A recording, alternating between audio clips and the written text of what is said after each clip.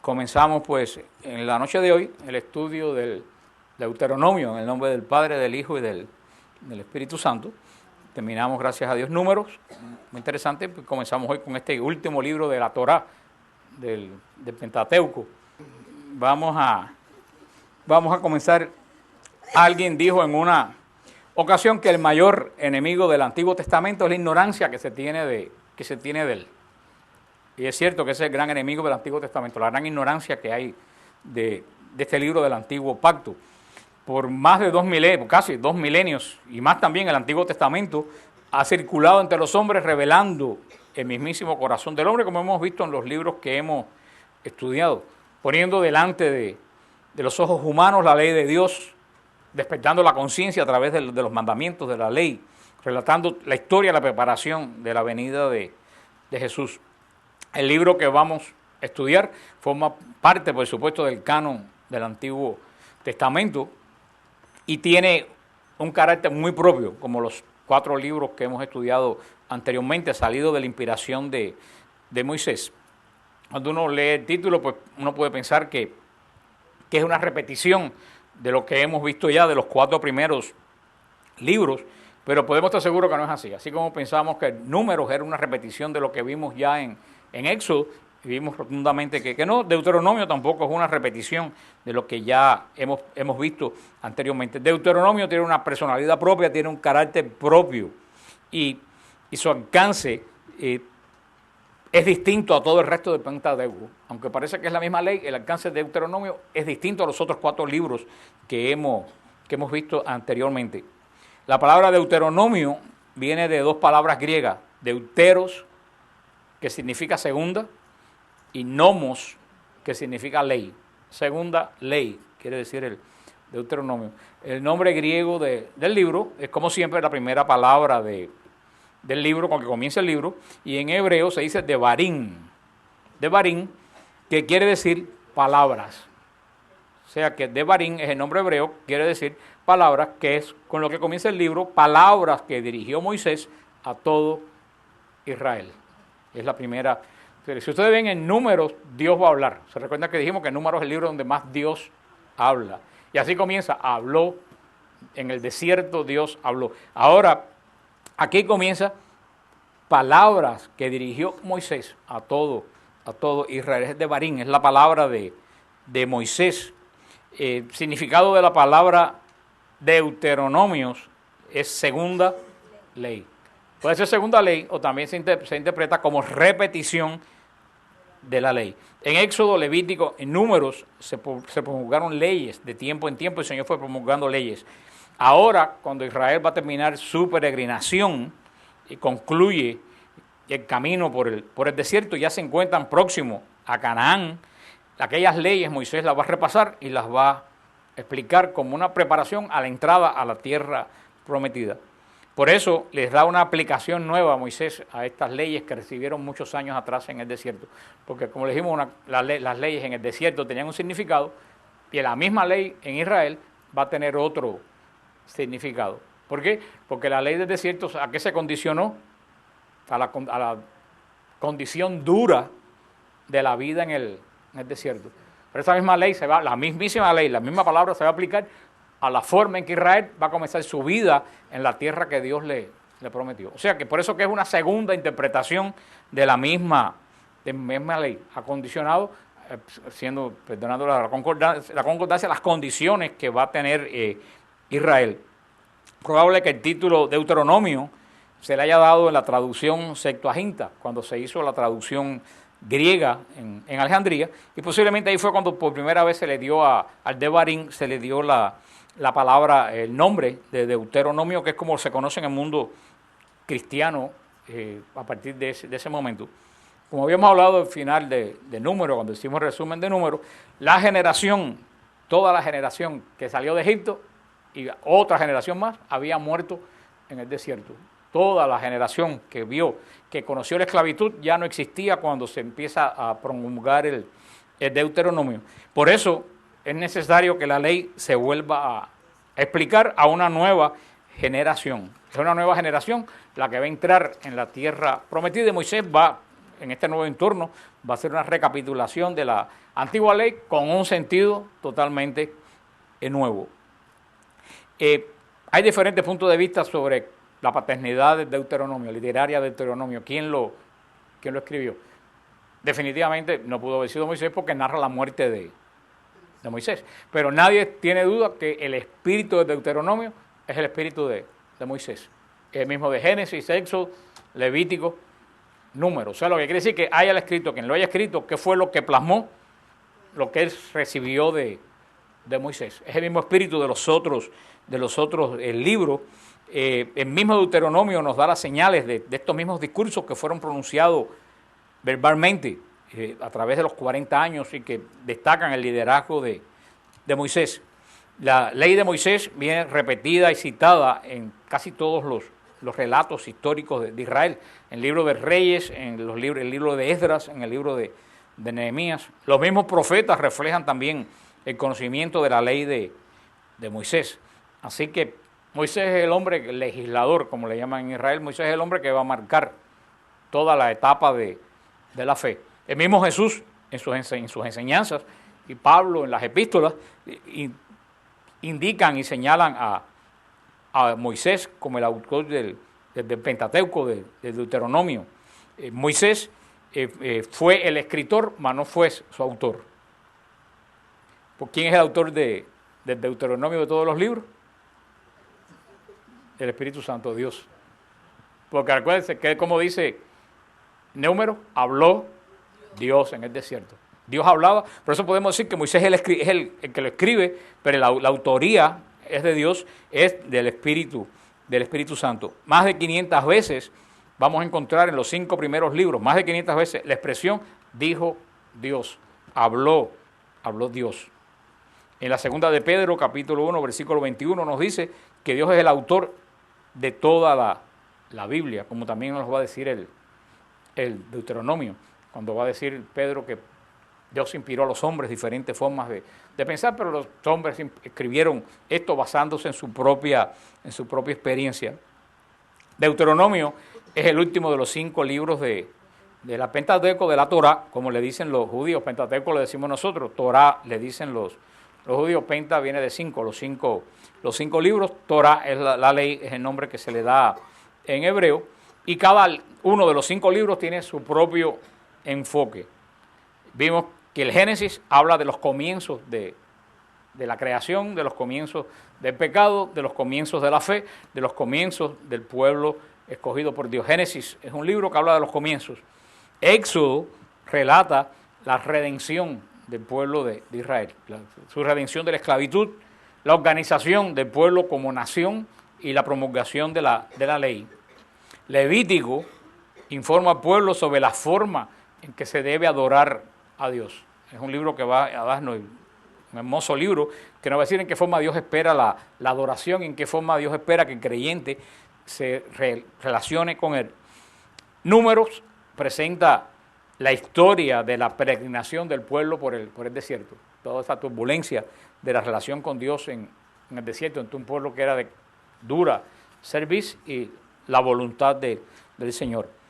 Deuteronomio narra la preparación final para entrar a la tierra prometida. En los primeros 4 libros del Pentateuco, o sea, en Génesis, Éxodo, Levítico y Número, Dios elige a Israel. En este 5.º libro, en el Deuteronomio, Dios le permite a Israel que lo elija a él. Esta es la gran diferencia. En los 4 primeros libros, ¿qué cosa? Dios elige a Israel. En el Deuteronomio 2, Dios da la oportunidad de que Israel lo elija a él. Es una correspondencia en los 5 libros. En la sinagoga hebrea, todos los sábados lo que se lee es la Torá. En la sinagoga hebrea los sábados no se leen los profetas, ni se leen los libros históricos. Algunos se leen en la sinagoga algunos libros históricos, como el libro de Esther, y algunos otros libros se leen, los profetas se leen el día de Yom Kippur, en algunos días especiales, pero el sábado, lo que es en la liturgia del sábado de la sinagoga, nada más que se lee los 5 primeros libros de la ley. No se lee más ningún otro libro, porque cuando los judíos refieren a la Torá, a la ley, se refieren a los 5 primeros libros, única y exclusivamente. Y la forma que se lee la Torá en la sinagoga es de la forma que se lee el Evangelio en la Iglesia Católica. Toda la sinagoga está dividido los 5 libros durante todos los sábados del año. Y en todo un año se cubre toda la Torá, desde Génesis hasta el Deuteronomio.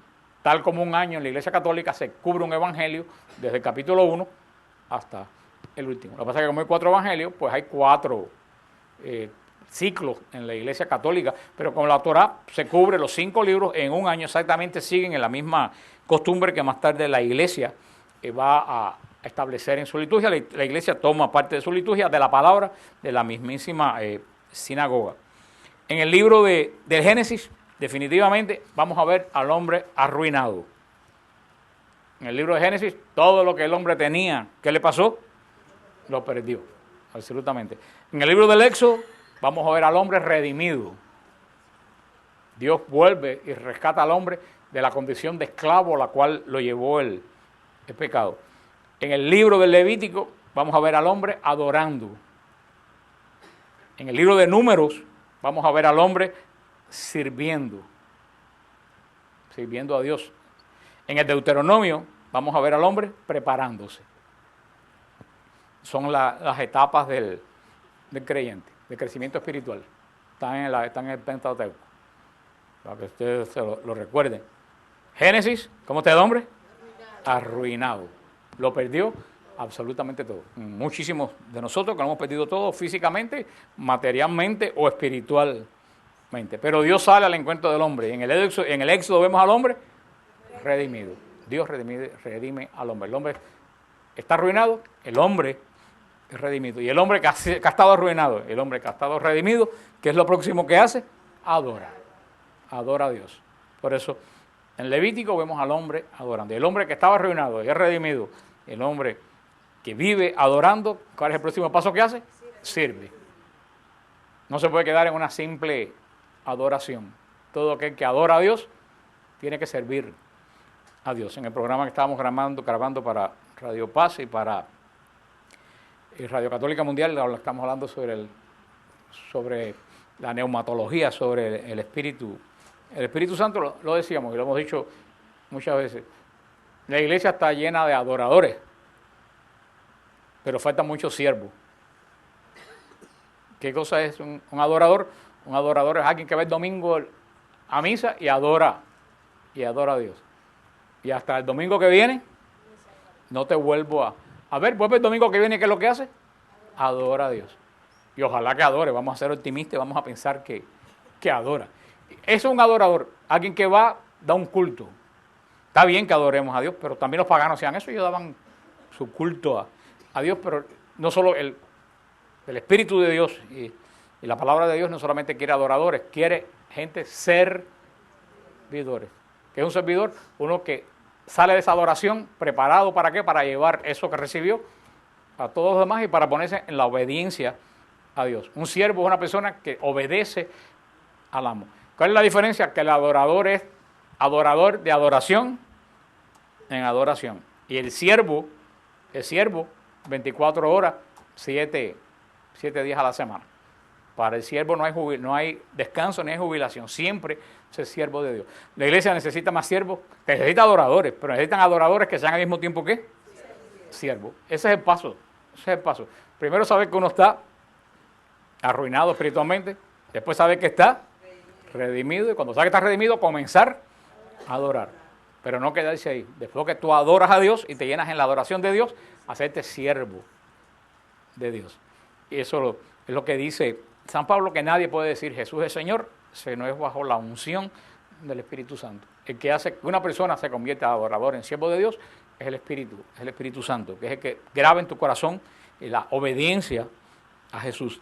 Y el que sirve, el que ha estado arruinado, que ha sido redimido y ha vivido en adoración y ha comenzado a servir a Dios, también, ¿qué es lo que hace? Se prepara.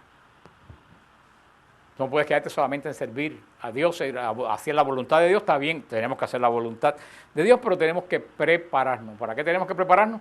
Para la misión que el Señor nos ha asignado en la iglesia, en el reino de Dios, que cada uno tenemos que que hacer. Y eso es lo que va a hacer el Deuteronomio, la preparación, ¿a qué? A la misión de Israel como pueblo de Dios. Y los que sirven al Señor, pues tienen que verdaderamente prepararse. Y mucha gente me pregunta, bueno, ¿y qué el Señor, dónde el Señor me quiere a mí?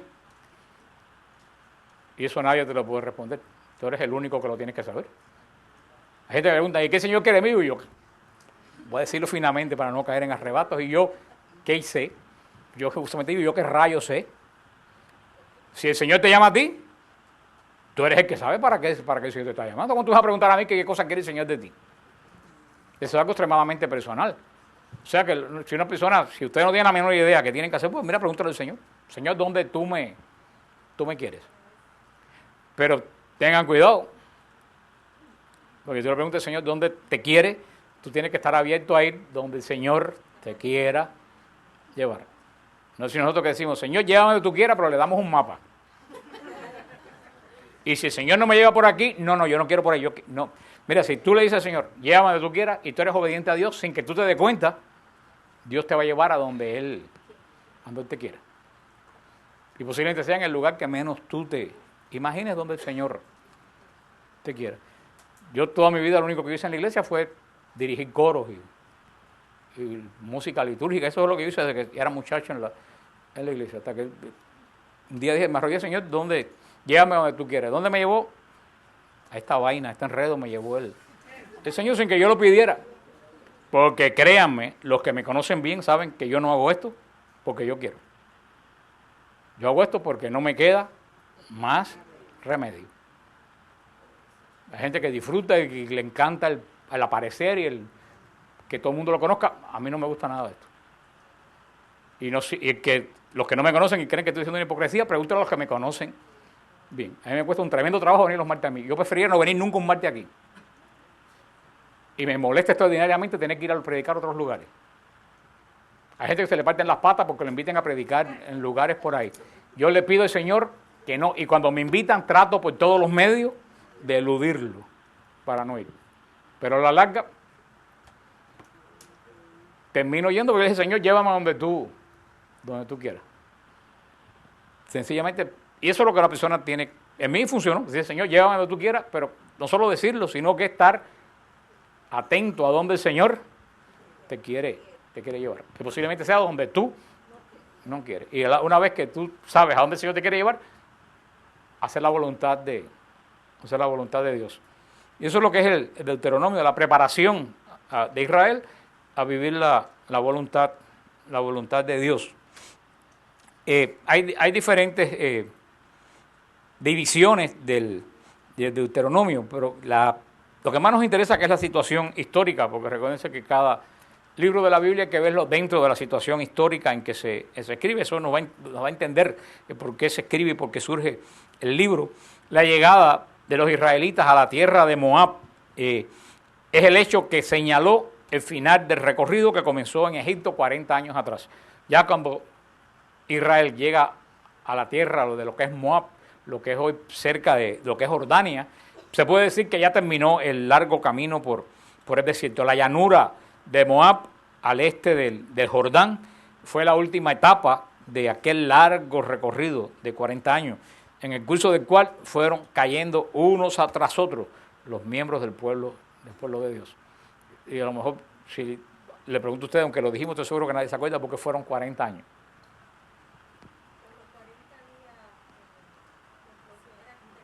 Anda por ahí. En el mapa anda cerca, pero no ha llegado. Era un año por cada día que fueron José y Caleb a explorar la tierra de Moab. ¿Se acuerdan cuando fueron José y Caleb a explorar Moab? Tuvieron 40 días. Cuando regresaron, ¿qué pasó con el pueblo? No lo creyeron. Le dijeron, vamos a ir a Egipto. Lo vieron gigantes. Y Dios les dijo, pues por los 40 días que ustedes no han creído lo que esta gente vieron, van a estar un año por cada uno de esos días en el desierto. Y por eso están los 40 años en el desierto.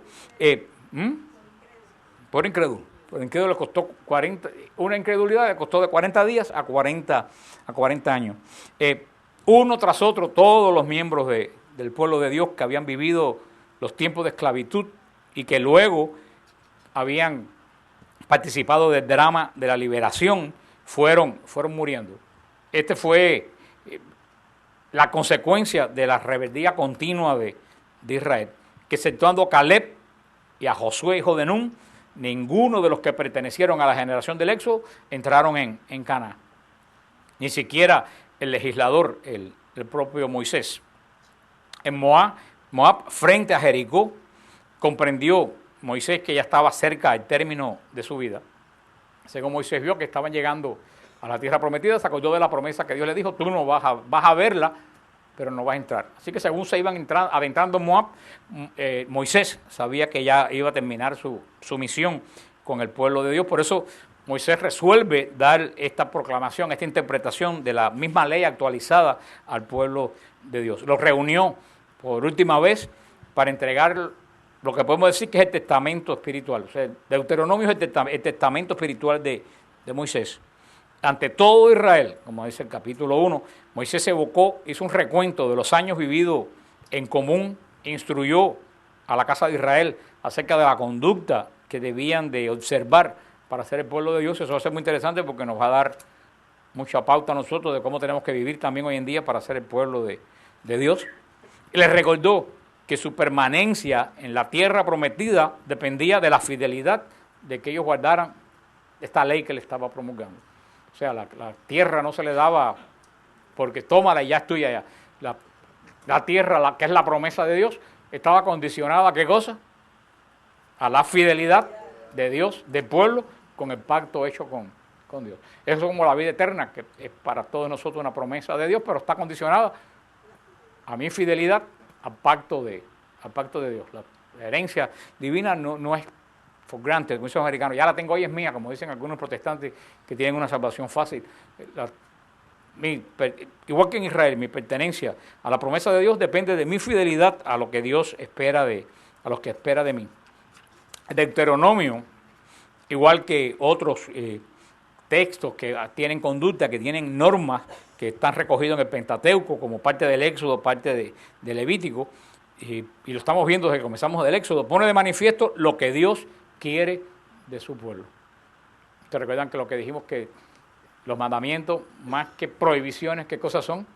Que Dios, por primera vez Dios muestra qué cosa Él espera, qué conducta Él espera del pueblo de Dios. Esos son los mandamientos. Anterior a los mandamientos, ¿qué sabían los patriarcas? ¿Qué sabían de qué Dios esperaba de ellos? No sabían nada, por eso me dicen, ¿por qué Josué tenía dos esposas? Jacob tenía dos esposas, porque Jacob le robó la primogenitura. Pero ¿qué sabía Jacob de la conducta que Dios esperaba de él? Si Dios nunca había hablado. ¿Y para cómo habían perdido la gracia? ¿Qué sabían ellos? Absolutamente nada. La primera revelación de qué Dios espera del hombre son los mandamientos. Por eso el Señor se lo pone de una forma como a los niños. No hagas esto, no hagas esto, no hagas esto. Los niños, cuando un niño tiene 4 o 5 años, uno le explica mucho el por qué no puede coger una tijera. Uno le dice, los cuchillos no lo puede coger. O no, hay cosas que a esos niños no se les puede explicar el por qué no se sale sin ropa o lo que sea, o preguntas que hacen de sexo o lo que sea. Uno le dice, cuando sea más grande, tú lo entenderás. Ahora, ¿cuál es la respuesta? No. Y esos son los 10 mandamientos de un pueblo que era un pueblo niño espiritualmente. No hagas esto, no hagas esto. Después, poco a poco, el Señor va revelando por qué no. Hasta que en Cristo, en la revelación, ya es la revelación total. Ya no solo Cristo nos habla con no, sino que nos explica el por qué. Por eso que todo el Sermón del Monte, que es la plataforma del programa del reino de Dios en la tierra, que es el Sermón del Monte, por eso el Sermón del Monte hay que estudiarlo continuamente. Jesús va a decir continuamente, a ustedes se les dijo, pero yo les digo. Ese fue el evangelio del domingo pasado, como decía el libro de Éxodo. ¿Cuántas veces tengo que perdonar a mi hermano? 7 veces, como dice el Éxodo. El Señor le dijo, no 7, 70 veces 7. O sea, que dijo que el Señor, a ustedes le dijeron 7, pero yo le digo que uno tiene que perdonar infinitamente. No hay límite para el perdón, es lo que el Señor le dice. Y Moisés lo va a hacer concretamente, exponiendo los mandamientos que Jesús va a calificar de principal. Vamos a ver en el Deuteronomio que ahí se da el mandamiento principal. ¿Se recuerdan cuando el joven fue y le preguntó a Jesús qué tengo que hacer para ser salvo. ¿Qué le dijo a Jesús? Amarás al Señor tu Dios con todo tu ser, con todo tu corazón. ¿Y qué le dijo el joven? Eso lo he hecho desde que nací.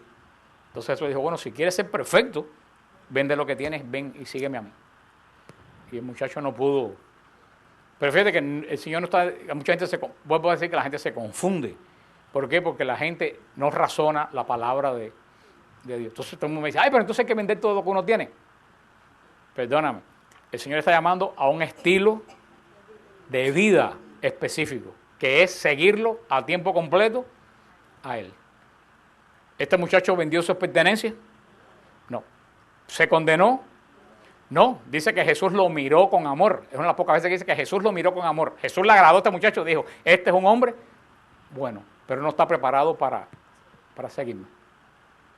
Pues Jesús cuando dice, vende lo que tiene y sígame, es un paso a la perfección, que eso no es para todo el mundo. Jesús llama, pero uno acepta o no acepta. Pero lo que el muchacho le dijo es lo que es el corazón del Deuteronomio, es lo que todo joven judío instruía desde que era pequeño. Amarás al Señor con todo tu corazón, con todo tu ser, y va a decir más tarde el Deuteronomio, al prójimo como a ti mismo. Jesús no va a añadir absolutamente nada nuevo. Eso lo conocí Israel desde la época del Deuteronomio. Jesús lo que va a añadir algo nuevo, la perfección. Tú haces todo porque hay que entrar en la psicología del encuentro de Cristo con el joven. Si el joven le pregunta a Cristo, porque el joven estaba buscando algo más allá de lo que ya tenía. Porque cuando tú no estás buscando algo más, tú no preguntas. Cuando tú estás satisfecho con lo que tienes, te gozas con lo que tienes. Si este joven fue a Jesús es porque tenía una inquietud. Y le dijo, todo eso que me estás diciendo, yo lo hice. Pero ese joven lo que quiso decir es, a mí me falta algo. Entonces le dijo, ¿tú quieres ser perfecto? Despójate de todo lo que tienes. Pero no le dijo, despójate de todo lo que tienes y quédate por ahí. Le dijo, despójate de todo lo que tienes y sígueme. O sea, fíjate, mírate la invitación de Jesús. Jesús lo invitó a ser su discípulo. Hubieran sido 13, a lo mejor en vez de 12. O otro no hubiera sido llamado. El joven no entendió la clase de invitación que le hizo Jesús. Jesús lo invitó a algo grande. A estar, el nombre de él que no conocemos hubiera estado hoy en día en la lista de los 12 apóstoles, como está Natanael, como está Mateo, cuando le dijo a Mateo, sígueme. Fíjate que le dijo a Jesús lo mismo que le dijo a Mateo. Sin embargo, muchachos, por una limitación de mente y del lugar, dijo, wow, tener que dejar mi comodidad. No. Y se perdió a pasar a la lista de los 12 apóstoles, piedras y fundadores de... Mira cómo a veces uno pierde la bendición en un minuto. Y no es condenado, pero pierde algo mucho mejor. Por eso muchas veces hay que tener un poco de cuidado cuando uno se le ha dicho montones de veces, cuando uno le pregunta a Dios. Porque hay veces que le preguntamos a Dios y después no nos gusta la respuesta que nos da. Si tú le preguntas al Señor, Señor, ¿qué voy a hacer? Prepárate para que el Señor te diga algo que tú no quieres hacer. Lo que pasa es que nosotros siempre queremos que el Señor nos conteste lo que yo quiero hacer. Entonces después los que tienen los cables cruzados se aparecen continuamente. Porque el Señor me dijo. Le decía yo a una persona, cuando te venga un vidente esto decir que el Señor me dijo y lo que el Señor le dijo coincide curiosamente con lo que la persona quiere, olvídate, sigue de largo. Porque muchas veces lo que la gente dice, el Señor me dijo lo que la persona cree que debe ser, no porque el Señor se lo dijo, y le empuja muerto el Señor. Y eso es engañar al Espíritu Santo. Yo sé muy bien cuando el Señor me dice algo a mí y cuando yo quiero decir algo de mi cosecha a ustedes. Pero esa va a ser la médula espinal de todo el discurso de Moisés. Amarás al Señor, tu Dios, con todo tu corazón, con toda tu alma y con toda tu fuerza. Ese va a ser el corazón de Israel y ha seguido siendo el corazón de Israel. Lo único que le pasa a Israel, que le falta a Israel para que esas palabras sean verdad, es la gracia del Espíritu Santo. Que ellos lo conocen, pero lo viven de una forma seca. Nosotros lo conocemos, pero lo vivimos, los que siguen a Cristo en el cristianismo, pero viven esto de una forma que engendra vida. Pero eso va a ser la espina dorsal del judaísmo y del cristianismo. Solo que ahora en el Deuteronomio va a tener un carácter mucho más personal que cuando el pueblo escuchaba esta palabra en el monte Horeb, cuando la primera ley que va a dar Moisés. Moisés en el monte Horeb, en el Sinaí, va a dar una ley general. Ahora en el Deuteronomio va a dar una ley particular adaptada a la situación que Israel va a vivir. O sea, podemos decir que en el Sinaí Moisés se limitó a transmitir lo que recibía de Dios.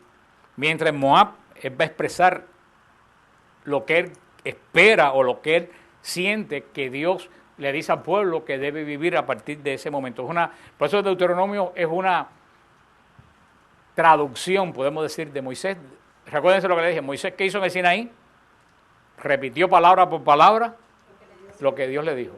Ahora en Deuteronomio, él va a interpretar lo que se dijo en el Sinaí, aplicándolo a la vida va a ser hermenéutica, que es aplicar la palabra de Dios a la vida diaria de uno.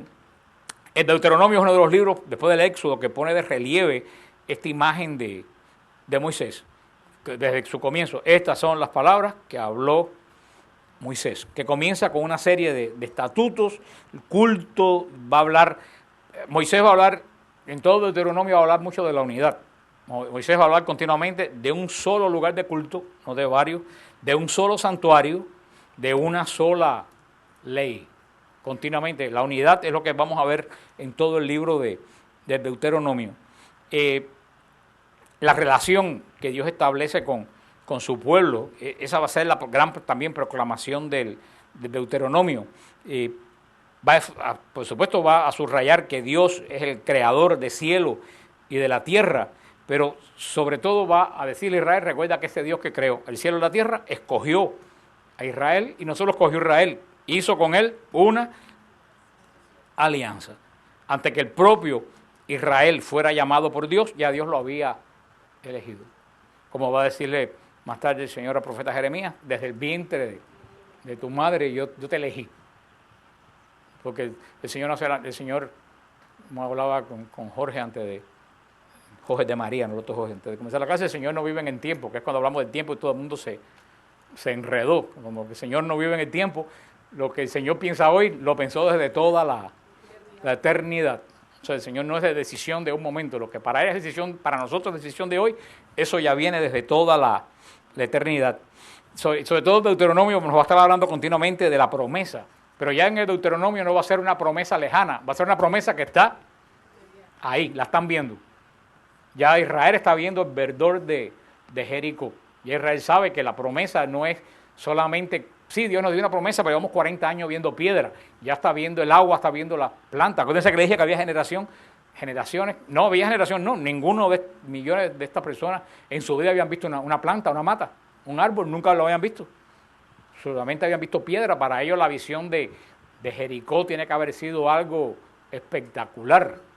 Nunca habían visto el verde de las plantas, ni el agua creando vida. Y Moisés va a ser muy fuerte en al final del Deuteronomio, pero luego que va a repetir Cristo cuando Moisés dice, os he puesto delante la vida y la muerte, la bendición y la maldición, escojan. Eso va a ser tremendo. El Señor, Moisés lo decía muy claro, les he puesto a ustedes la bendición y la maldición. Dios no los obliga a ser bendecidos, y Dios no los obliga a ser malditos. Ustedes son los que escogen cuál de las dos quieren. Y Moisés va a decir muy específicamente a Israel, si tú haces esto, y esto, y esto, y esto, tú vas a ser bendecido. Pero si tú incumples esto, esto y esto, no, que recuerden lo que hemos dicho continuamente, la maldición no es que te parte un rayo o algo de eso. La maldición es lo que sucede a las personas que se apartan de la voluntad de Dios y se salen de abajo de la sombrilla. Eso Moisés se lo va a dejar. Por eso el esquema del Deuteronomio es el primer discurso de Moisés, del capítulo 1 al 4, después un segundo discurso de Moisés del capítulo 5 al 11, después un código deuteronómico, un código de leyes del capítulo 12 al 26, del 27 y 28 son los más interesantes porque son las bendiciones y las maldiciones, y el 29 es el sellamiento de nuevo del pacto de Dios con Israel, y el 31 es la muerte de Moisés y las últimas disposiciones de Moisés. Uno pudiera decir, bueno, un libro de tantísimos años, como vimos en el número y todo eso, ¿de qué nos sirve a nosotros? Nos sirve mucho. El Deuteronomio nos va a servir muchísimo. ¿Por qué el Deuteronomio nos va a servir?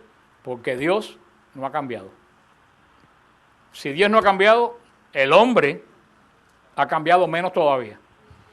Dios sigue siendo el mismo y el hombre con BlackBerry, con internet, con aviones, con velocidad, sigue siendo exactamente el mismo que caminó por el desierto. Si ustedes vimos el número, las reacciones de los israelitas, el número es exactamente las reacciones de todos nosotros. Ni Dios cambia, ni el hombre cambia. Por eso que los libros del Antiguo Testamento, el Levítico, Número, nos han sido tan beneficiosos y Deuteronomio nos va a ser todavía más beneficioso, porque ni Dios cambia, ni el hombre, ni la naturaleza humana de los tiempos de Moisés del hombre ha cambiado. Y el hombre no puede cambiar. ¿Por qué el hombre no puede cambiar? ¿Dios cambia? No. ¿Y el hombre qué cosa es? Imagen de Dios. Tampoco el hombre puede. Estamos diciendo no de las partes externas, estamos hablando de la parte interna.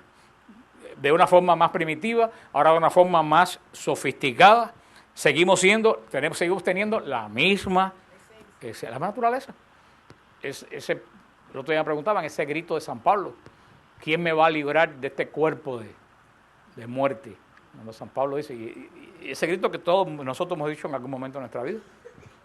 Cuando dice San Pablo, ¿por qué sabiendo lo que tengo que hacer, hago lo contrario? Y cuando se siente mal por haber hecho lo contrario, que dice, que alguien me libre de este cuerpo que me lleva a hacer, ¿quién no ha sentido eso en su vida? Somos igualitos exactamente que en la época de Pablo. Nosotros no cambia la externa, cambia la ropa, pero dentro los mismos miedos, las mismas incertidumbres, las mismas indecisiones, las mismas dudas, las mismas reacciones, el mismo odio, el mismo amor. Seguimos siendo el mismo hombre desde el mismo día de la creación, porque si Dios no cambia, tampoco el hombre cambia. Cuando reconozcamos que la revelación de Deuteronomio se van a dar cuenta que esta revelación presenta toda la base de los mensajes de los profetas y toda la base, van a ver que toda la base del discurso de Jesús. Van a ver que poco Jesús dijo, casi todo lo que Jesús dijo está en el Deuteronomio. Jesús lo que le dio, así como Moisés le dio una interpretación particular al Sinaí, al pueblo de Dios, Jesús le va a dar una interpretación particular para cada uno de nosotros. Pero entonces amar al prójimo como a ti mismo, todo eso ya está en el libro del Deuteronomio. Por eso este libro es un libro verdaderamente importante. Cuando se estudia cuidadosamente el Deuteronomio, nos va a ayudar a comprender la relación con Dios y la relación con el prójimo. Moisés todo el tiempo apelaba a los israelitas constantemente, basándose en que la gracia de Dios, en el amor de Dios, se iba a derramar sobre ellos en algún momento de la historia. El Nuevo Testamento apela a los mismos principios. Ellos no sabían lo que era gracia, pero siempre decían que en algún momento la bendición de Dios se iba a derramar sobre el pueblo de Dios, y estos obedecían a Dios. Ahora sabemos que si obedecemos a Dios, la gracia de Dios, que es más que una bendición, se va a derramar sobre nosotros. Más de 30 veces Moisés en el Deuteronomio va a mandar al pueblo a poseer la tierra que Dios les ha dado. La gran promesa. La promesa estaba ahí, ellos tenían que cumplir este cometido. Pero tenía al mismo tiempo que reconocer que el Todopoderoso se las daba para que fueran dueños de ella. Y ahí va a comenzar la gran tragedia de Israel. Todo lo que vamos a ver en los libros de los profetas, cada vez que venía una desgracia sobre Israel, que venían los babilonios, que venían los persas. ¿Por qué venían los persas y los babilonios? Porque Israel había sido infiel al pacto de Dios. Fíjate que Dios va a decir más adelante por boca de unos profetas, va a decir mi siervo Nabucodonosor. Y si hubo un sinvergüenza grande en la historia fue Nabucodonosor. ¿Y por qué Dios lo llama mi siervo? Mi siervo, porque cuando Nabucodonosor atacó a Israel, ¿qué es lo que estaba cumpliendo? La voluntad de Dios. Por eso muchas veces a lo mejor todas estas cosas que están saliendo en los periódicos de sinvergüenzas que están dentro de la Iglesia Católica y estos escándalos, esta gente muchas veces, tú sabes posiblemente lo que estén haciendo, la voluntad de Dios, para limpiar la iglesia de tantos sinvergüenzas que se han colado dentro de ella. Lo que pasa es que duele, pero ¿tú no crees que a Israel no le dolió el exilio? Que a Israel no le dolió ver el templo profanado. Pero tú sabes que antes que los babilonios profanaran el templo, ya Israel lo había profanado. Porque metieron troncos sagrados en el santo de los santos. Así que muchas veces antes que profanan la iglesia, ya nosotros que estamos adentro la hemos profanado. O sea que inclusive hasta el mal de Israel fue el bien de Israel. Porque todo lo malo que le sucedió a Israel no fue para castigarlo, ¿fue para qué? Para decirle, vuelvan a la alianza que yo les di. Esa va a ser la gran tragedia. Toda la tragedia que fue por el desierto se va a repetir en la nación de Israel. Soy fiel, no soy fiel. Soy fiel, las cosas me van bien. No soy fiel, me caen las cosas encima. Y cuando me caen las cosas encima, le digo a Dios, ¿por qué me pasan estas cosas a mí? Cuando tú no te das cuenta que estas mismas cosas son consecuencias de lo que tú has hecho durante el tiempo anterior. Lo mismo de nuestra vida es lo mismo que va a vivir también Israel en toda la tierra, ya cuando llegan a la tierra de la promesa. Con la diferencia que Israel definitivamente escogió, y escogió muy mal. Porque cuando llegó el testador del pacto que hicieron con él, lo mataron. Ya después de ahí no había mucho más que hacer. Inclusive después que mataron al testador del pacto, el Señor le dio 70 años. ¿No? ¿A qué le recuerda la palabra esa? ¿Cuántas veces hay que perdonar? 70. El Señor le dio 70 años a Israel para que Israel reconsiderara lo que había hecho. ¿Y qué hicieron? Se pusieron peor. Endurecieron más el corazón. Esto es lo que vamos a ver en el Deuteronomio. Cómo Moisés va a amonestar una y otra vez para que obedezcan la ley, para que eviten todo aquello que lo aparta de Dios. Vamos a ver en el Deuteronomio como el Señor le dice a Israel, no consulte a los astros, no consultes a los muertos, no consultes a los adivinos, pero cuando tú pones tu esperanza en esa gente, te apartas de mi voluntad, buscando voluntad ajena. Vamos a ver cómo el Señor va a decir, desde el Deuteronomio tú sabes lo que está diciendo, no te dejes distraer por tantas tonterías que andan por ahí. Y es lo mismo, y vamos a ver la tragedia de Saúl, cómo Saúl perdió el reino por consultar una divina, por consultar una espiritista, perdió el reino en su familia. Terrible, terrible. En estos capítulos que vamos a ver de Deuteronomio, todo esto se nos va a ir revelando. Vamos a ver la expectativa también de este nuevo líder que resurge, que es Josué. Moisés pasó, la comparación de Moisés y Josué. Moisés pasó el Mar Rojo, Josué pasó el Jordán. Moisés libró a Israel de la esclavitud, Josué introdujo a Israel a la bendición del pacto. Moisés le proporcionó una visión de fe a Israel, Josué los introdujo a una vida de fe.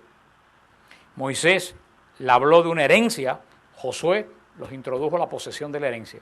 Ese paralelismo que va a haber en Deuteronomio también entre Moisés y Josué, porque le dijimos que cuando Dios hace algo, lo hace con sucesión. Si no hay sucesión, lo que hizo Dios, ¿qué pasó? Se acabó. Si Dios levanta a Moisés, lo lleva a Israel y más no surge otro líder, se hubiera perdido la obra de Dios. Para que haya obra de Dios tiene que haber sucesión, que es lo que tiene la Iglesia Católica, que es lo que no tienen las otras iglesias. La palabra, si vamos a buscar una palabra clave en el Deuteronomio, la palabra clave en el Deuteronomio es acordarse. Va a ser la palabra clave. Todo el libro Moisés va a estar diciendo, acuérdate, acuérdate, acuérdate. Y nuestros errores, ¿tú sabes de dónde vienen nuestros errores? De no acordarnos. Como dice esa frase por ahí, que el pueblo que no se acuerda de su historia está condenado a cometer los mismos errores de nuevo. Y si nosotros seguimos cometiendo los mismos errores es porque muchas veces no nos acordamos. Por eso hay tantos refranes populares que tienen razón, que el hombre es el único animal que tropieza 2 veces con la misma piedra. Una vaca se cae en un hueco y cuando pasa otra vez a la vuelta y no se cae. Los hombres nos volvemos a caer y nos volvemos a... ¿De qué debían acordarse los israelitas? Debían acordarse del pacto, de la promulgación de la ley, lo va a decir en Deuteronomio 4. Debían acordarse no solo de la promulgación, sino de la ley. Debían acordarse hasta el día de hoy de que vivieron esclavos. ¿De qué cosa es vivir esclavos? ¿Tú sabes por qué nosotros continuamente estamos aquí pasando trabajo? Porque no nos acordamos cuando vivíamos en nuestros países. Que la mayoría vivíamos con 4 bares churres. Por muy bien que viviera, no tiene las comodidades que tienes aquí. Pero venimos aquí a pensar, porque cuando yo vivía, tu casa en Cuba era una choza, por muy buena que estuviera. La que tiene aquí es mejor. Lo que pasa es que ya no nos acordamos. No nos acordamos. Y cuando digo Cuba, digo por mi experiencia, pero todos ustedes de Colombia y de otros lugares tienen el mismo churre y vienen aquí a decir, no, porque el palacio que yo tenía en Bucaramanga era una porquería en comparación con lo que tienes aquí. Pero tú crees que no estoy diciendo, no, no vivía en un palacio. Pues se nota la legua. Pues bueno, es lo, pero sencillamente, hermano, esto es cierto. Tenemos qué cosa? Recordar. Porque recuérdense que Israel perdió el recuerdo cuando decía qué bien estábamos en Egipto, que hasta cebolla comíamos. Y no se recuerda los palos que le dieron en Egipto. O sea, tenemos que, ¿qué cosa? Recordar lo pasado. En Israel es la liberación. O podemos acordarnos de nuestra vida anterior, si no quieren ir a tu país. Que estoy seguro que todos tenemos bastantes cosas que avergonzarnos de cosas que nos acordamos de la vida anterior. Que has dicho, nunca debí de haber hecho aquello. Pero muchas veces nos olvidamos. No recordamos.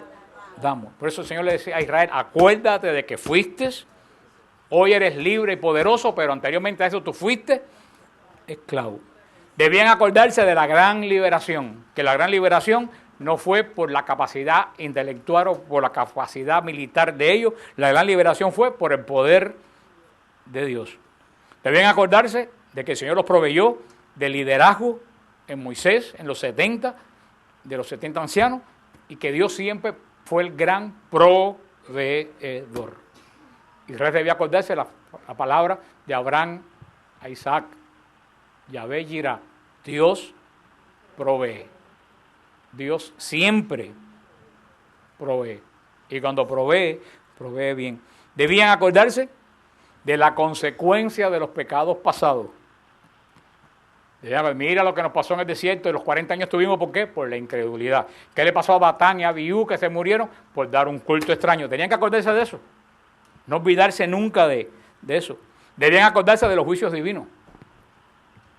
¿Qué cosa es el juicio divino? Cuando Dios compara su gloria con lo que estamos haciendo nosotros. Eso es lo que Israel, por eso continuamente Moisés va a decir, acuérdate, acuérdate, acuérdate. ¿Por qué Moisés va a decir acuérdate? Para que no cometieran los mismos errores. Desafortunadamente ni Israel lo hizo, ni nosotros tampoco lo hacemos. Deuteronomio es el libro de los recuerdos, de la reminiscencia. Deuteronomio es el libro, yo diría que el Deuteronomio es el libro más importante de todo el Antiguo Testamento, en cuanto al punto de vista de la revelación que Dios hace a los hombres. Porque si Dios reveló la ley en el Sinaí, es ahora cuando lo vamos a ver la ley de verdad aplicándose a la vida diaria. Deuteronomio es uno de los libros que con mayor frecuencia se cita en el Nuevo Testamento. En el Nuevo Testamento, el libro que se mienta más de 200 veces. Se menciona citas del Deuteronomio en el Nuevo Testamento. Deuteronomio representa el corazón de lo que Dios reveló a Moisés en el monte Horeb.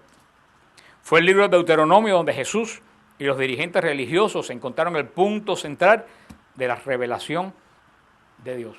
Toda la confrontación de Jesús con el templo fue basado en el libro de Deuteronomio.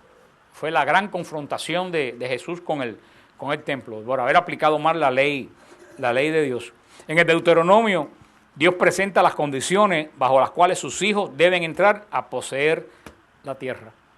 ¿Bajo qué condición los hijos de Dios poseen y entran a la tierra? Se sintetiza con una sola palabra. ¿Tú sabes qué palabra es? Nadie se imagina qué palabra es. ¿Con qué palabra se toma posesión de la herencia? Por ahí lo dijeron. Obediencia. La posesión de la promesa de Dios solamente se gana con la obediencia. Y eso lo va a presentar el Deuteronomio. El Deuteronomio contiene el gran ruego de Dios para que el pueblo lo obedezca. O sea, fíjate qué interesante. Dice en este estudio que yo saqué que el Deuteronomio, ¿qué es lo que contiene? El gran ruego de Dios. En el Éxodo se promulgó la ley, pero en el Deuteronomio Dios va a rogarle al hombre que viva la ley. Y va a decirle, en el Deuteronomio, va a decirle al pueblo de Israel, vive, obedece la ley basado en dos condiciones. Las dos condiciones son el amor y el temor. Va a ser las dos condiciones que Dios les va a decir que viva la ley. El amor y el temor. Y hoy en día no queremos hablar de, ay, no, Dios es amor. Y por eso que somos los que somos. Y tenemos los problemas que tenemos. Porque si bien Dios es amor, tenemos que tener temor. Y eso es lo que se ha perdido en la iglesia hoy en día. Se habla mucho del amor de Dios, pero no se habla de tener, y más vale que tengan temor a Dios. Pero no un miedo, sino un temor, saber lo que puede venir sobre mí si yo me voy debajo de la sombrilla. Y yo creo que se habla mucho del amor de Dios, un amor que muchas veces es abstracto, pero no se habla que tenemos que tener también temor de Dios. Y no solo el temor de Dios es el don del Espíritu Santo, que es, no, temor de Dios es decir, tengo miedo de perder lo que tengo si me aparto de la voluntad de Dios. Porque de vez en cuando un poco de miedo no viene mal. Muchas veces un poco de miedo no viene mal, porque muchas veces el miedo te frena a cosas que tú haces que te puede llevar. Si tú estás en un cuarto oscuro y te da miedo caminar, posiblemente no te caigas en un vacío de 10 pisos que está en el ascensor que no paró en el... ¿Ustedes han visto que a veces que los ascensores no paran en el piso y está el hueco? Y una persona que está en un lugar, se va a la luz y tiene miedo a caminar, se queda ahí. Una persona que sale, ay, no tengo miedo, se queda, voy al ascensor sin ver nada. ¿Qué le puede pasar? Caerse por el hueco. O sea, que muchas veces un poco de temor no es malo, un poco de temor es bueno. Por último, créanlo o no, Deuteronomio fue el libro favorito del Señor Jesús. De él citó todo lo que tuvo en conflicto con todos sus adversarios, desde el demonio hasta los fariseos. La batalla del demonio con Jesús en las tentaciones fue basada en el libro de Deuteronomio. Todo lo que Jesús le contestó al demonio en las tentaciones en el monte Carandal fue basado en lo que dice el libro de Deuteronomio. Fíjate, es interesante que Jesús vence al demonio solamente mencionándolo. La ley vuelve a explicar en el Deuteronomio. Es un libro que sirve para la batalla. El libro de Deuteronomio es el libro de Dios que nos va a hablar sobre la obediencia. Contiene el último encargo de Dios por medio de Moisés ante que pueblo poseyera la tierra. Cuenta con la bendición y la protección y nos lo recomienda el mismo Señor. Por eso vamos a hacer un buen estudio del Deuteronomio que comenzamos la semana que viene, si el Señor lo permite.